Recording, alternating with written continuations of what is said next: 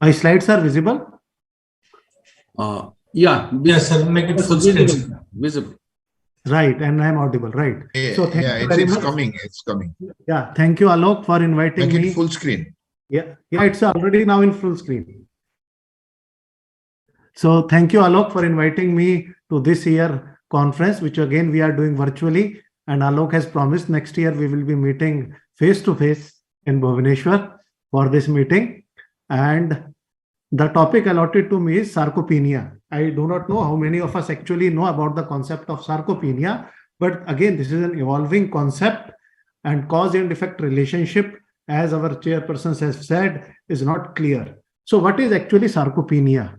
It is degenerative loss of skeletal mass. Remember, all of us after the age of 25 years have 1% loss per year.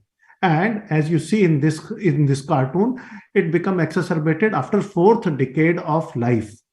Now, when we are talking of sarcopenia, we have to differentiate it from cachexia. The chairperson was referring to cancers. In cancers, cachexia is also more common.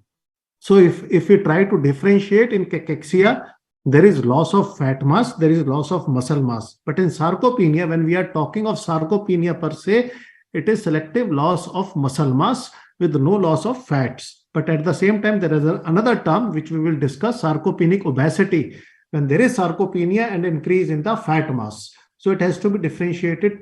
Pure sarcopenia has to be differentiated from cachexia. Now, I have seen people doing simple measurements of calf and other things, simple measurements actually, and using baseline anthropometric parameters in elderly population like BMI actually does not give a good clue about presence or absence of sarcopenia, because as we ages, muscle mass decreases, fat mass increases. So in fact, BMI tends to increase. So by simply using waist circumference or BMI, we cannot have an idea about presence or absence of sarcopenia. And as you see again, this cartoon which is shown here, as we ages and compared 21-year-old gentleman with a 63-year-old gentleman, there is a gross change in muscle quantity as well as quality, and the muscles are infiltrated by fat. And whenever there is presence of excess of fat into the muscle, it will result into a term which is known as marbleization of muscle. Now, as I have told you, as we ages, right from young age to middle age, there is a peak in muscle mass. Now, this peak is achieved in 2nd and 3rd decade of life. And after 4th decade of life, there is a gradual decline in muscle mass. And along with decrease in muscle mass, there is decrease in the strength of the muscle. And it is observed both irrespective of the gender, both in men as well as in women. Now, this is some of the normative data regarding grip strength. Grip strength is one of the way to assess muscle strength, which has been done in UK, normal population. And as you see clearly, after 4th decade of life, there is gradual decline in muscle grip strength. That is grip strength test both in men as well as in women. Now, what are the changes which actually happen with age in the muscles? As I have told you, there is loss of muscle fibers, and predominantly there is reduction in type 2 muscle fibers, which decreases from 60 to 30%. Not only that, there is decrease in motor neurons at the level of spinal cord. And as I have told you, as the muscle mass is decreasing, at the same time, individual tends to gain fat, and there is increased infiltration of muscle with fat, which is marbleization of the muscle. Also, within the muscle, there is increase in mitochondrial DNA mutation, which means mitochondria become less effective and less able to do oxidative functions and utilize the energy which is coming to the muscles.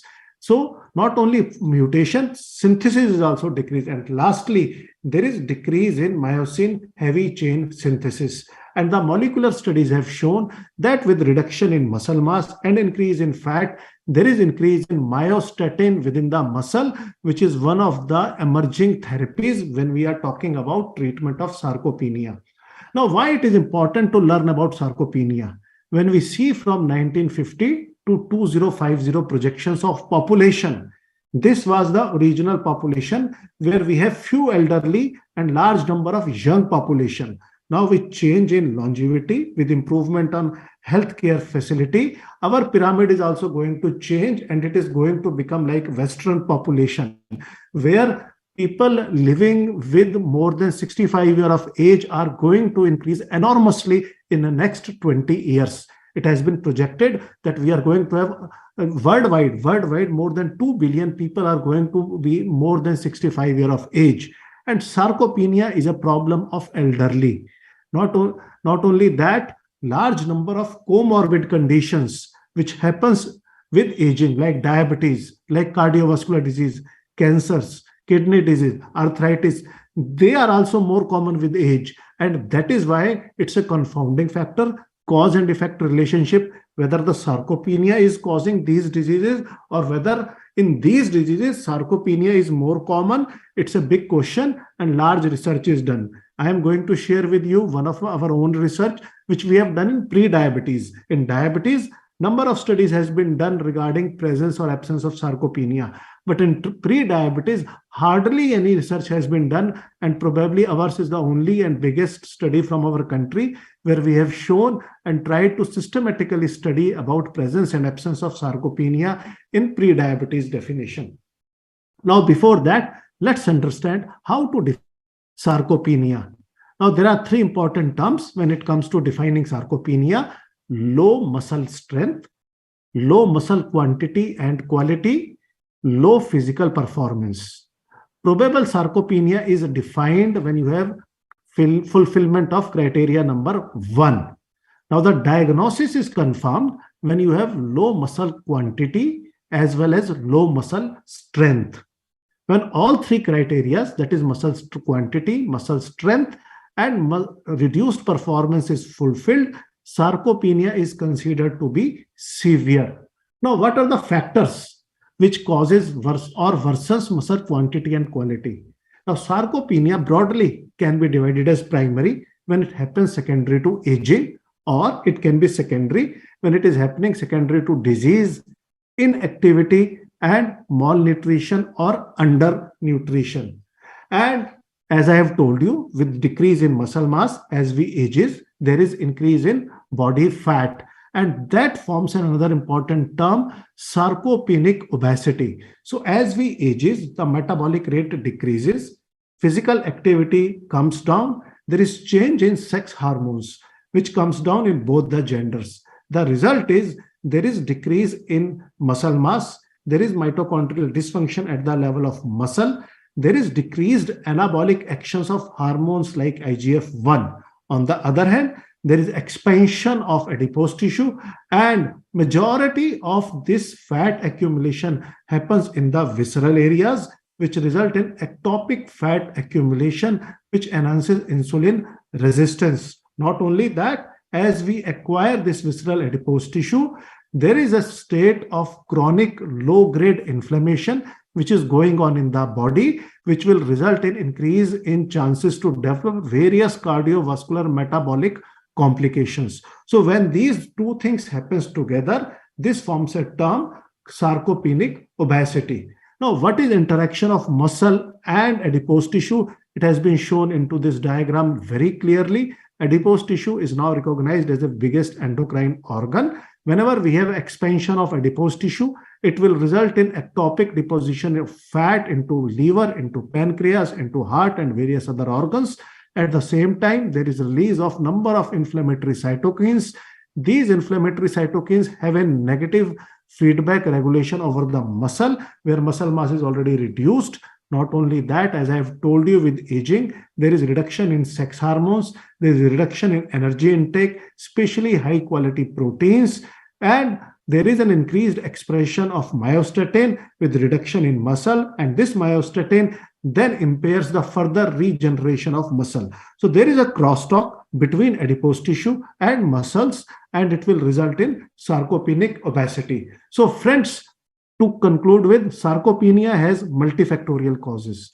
It will, once the sarcopenia sets in, along with increased deposition of fat, we are living into a state of chronic low-grade inflammation. It may be age-related, it may be related to disease, it may be secondary to hormonal changes which are happening with us, with a decrease in appetite and type of nutrition which elderly population is taking. So if we understand and if we compare a young adult with a sarcopenic elderly individual, there is a change in type of fibers. That is, type 2 muscle fiber decreases.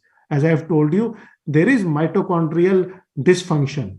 There is change in metabolism at the level of muscle. There is increased expression of myostatin in the muscle in comparison to the younger elderly, where myostatin is not seen.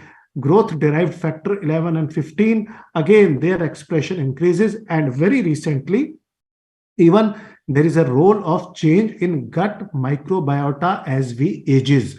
There is a term which is known as leaky gut. So as the gut microbiota changes, these harmful bacteria migrates and will result in various pathologies. Now, this is our own work which we have published last year, and we have tried to address the issue of body composition and hand grip strength in pre-diabetes individual. There are studies in diabetes, but pre-diabetes, which actually roughly close to 30 to 40% of the population, has not been studied so well. What we have done, we have taken 100 diagnosed cases of pre-diabetes, and we have also taken 100 age and sex matched normoglycemic control. One of the major limitation of some of the studies is that they have not taken a control population. We have studied body composition as well as hand grip strength by using Camry digital dynamometer. And as you see clearly in this study, we have shown that in pre-diabetic individuals, there is significant change in body composition as well as hand grip strength as compared to normal population. So it is not only diabetes, even before diabetes comes in, even in pre-diabetes. So again, it makes more pertinent cause and effect relationship. If you have a decrease in muscle mass, probably muscle is the biggest organ to utilize your postprandial glucose.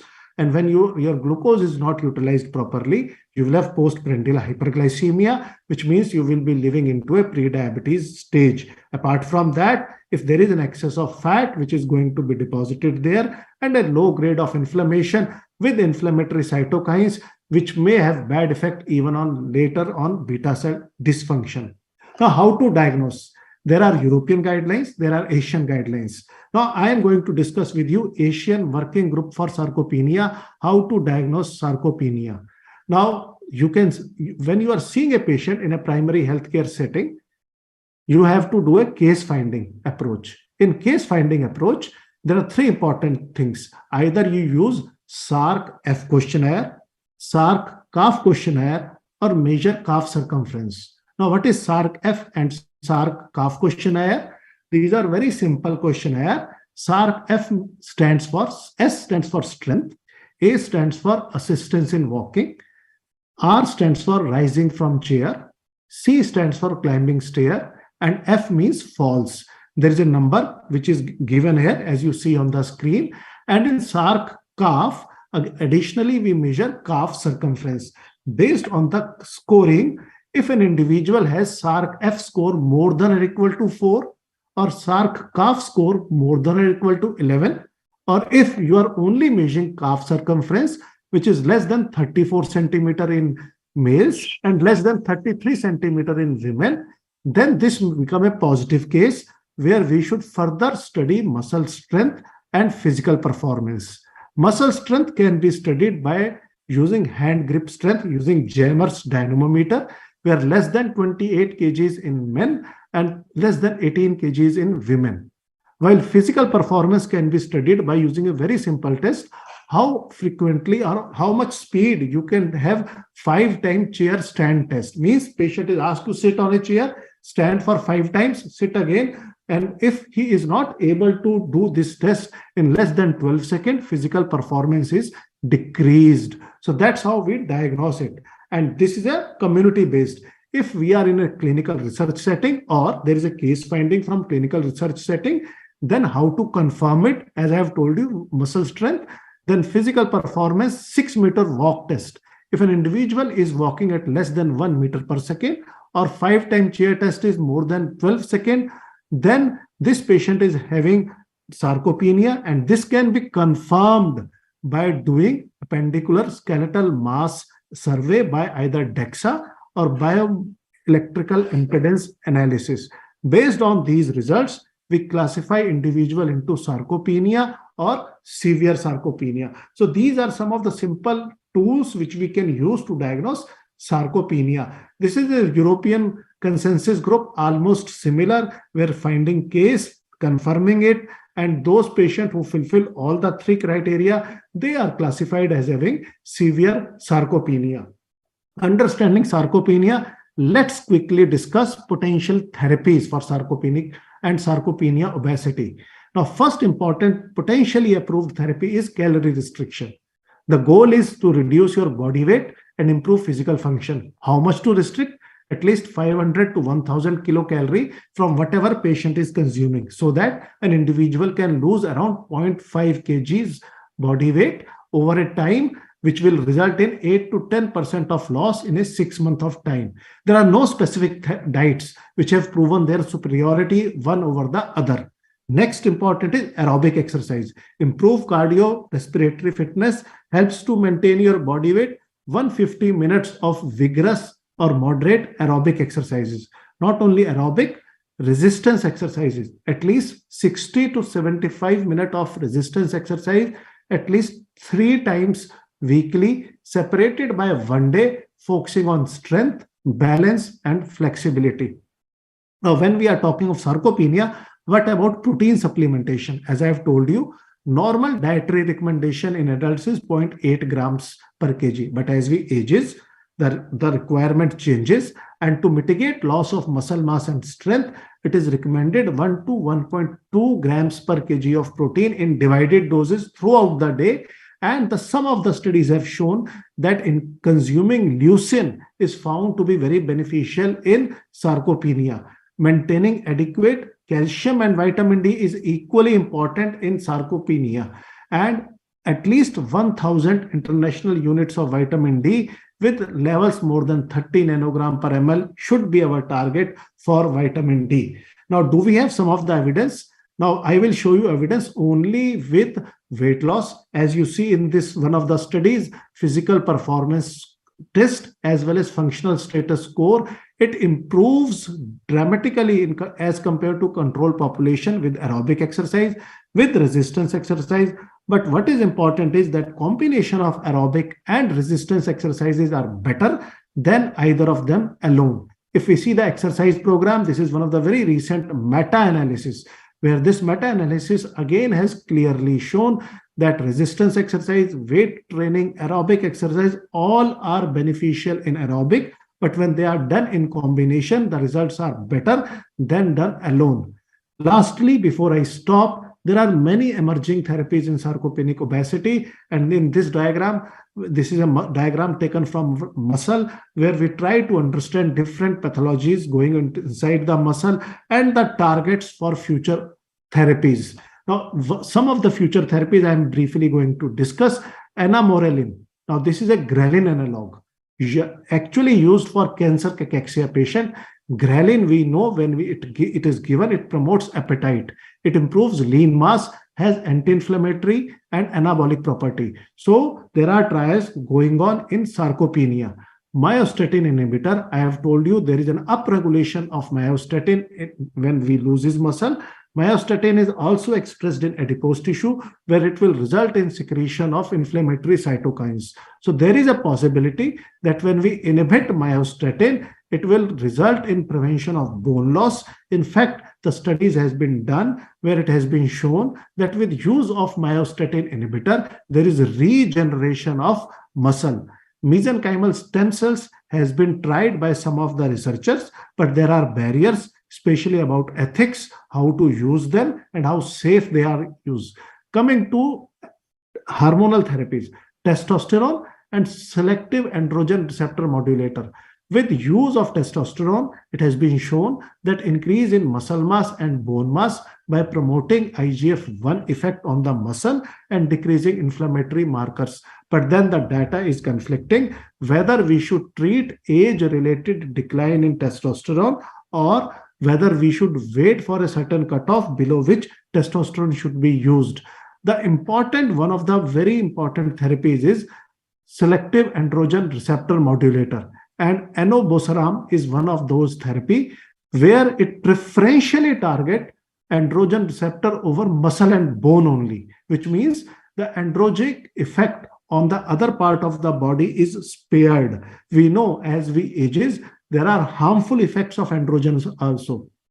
So selective androgen receptor modulator specifically target androgen receptor which are present on muscle and bone, and with use of them, there is improvement in lean muscle and functions. And this therapy has been tried in cancer patients. Lastly, there are studies with vitamin K where it has been shown that when we give vitamin K, it inhibits bone resorption and osteoclast formation, as well as it has a positive effect on muscle formation therapy. There are some other forms of therapy like weight loss, various type of weight loss therapy, neuromuscular activation, periodization strategies, which we will not discuss. To conclude with, friends, sarcopenia is a common clinical condition in elderly individual, which will result in functional decline, disability, frailty, and fall, but unfortunately under-addressed and under-recognized. It has a multifactorial cause.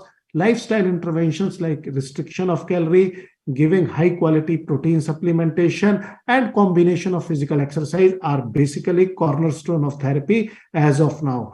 As I have discussed with you, many new forms of therapy, especially selective androgen receptor modulators, myostatin inhibitor, holds promise, and we have to wait and watch for the results of trials which are currently ongoing. Thank you very much.